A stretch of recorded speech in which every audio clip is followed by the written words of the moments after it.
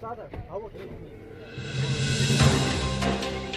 नाज़रीन, ख़बर ॾींदा आहियूं त ॻोठ उस्मान कादोवा जा रहवासी अबड़ाज़ात जा PPP जा जियाला जेके ख़ानदानी पीपल्स पार्टी जा हुआ, उन्हनि PP खां अलविदा करे सेनेटर सैफुल्लाह अबड़ जी हिमायत कंदे PTI में शमूलियत अख्तियार करे छॾी। चैनल सब्सक्राइब कयो ऐं घंटी जो बटन दबायो। इंशाल्लाह जेस ताईं आया असांजो साथ रहंदो। सियासी हिसाब सां जीअं पहिरियों सचले दाद ठहे पियो त उन में पहिरीं हिदायत बि असां ई कईसीं। खैर इलाज हुओ, नंढो प्लेटफॉर्म हुओ, कुझु दोस्त हुया।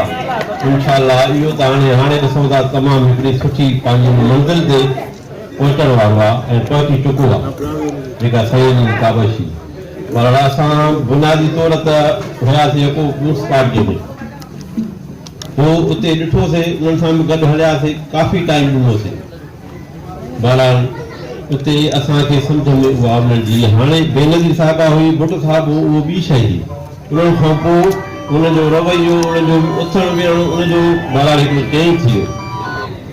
सो असां पंहिंजी जेका बिरादरी पाण में इहा सलाह कईसीं त बाबा हाणे पंहिंजो आहे सम्झो को बिरादरी सां बि आहे हिकिड़ो रिश्तो सां सुठो ई आहे त असां भाऊ खे सपोर्ट कयूं।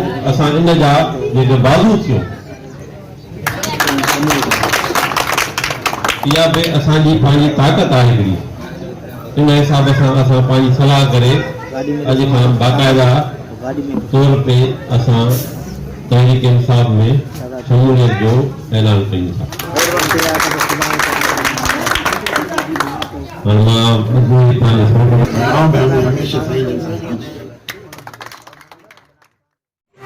ॾिसंदा रहो।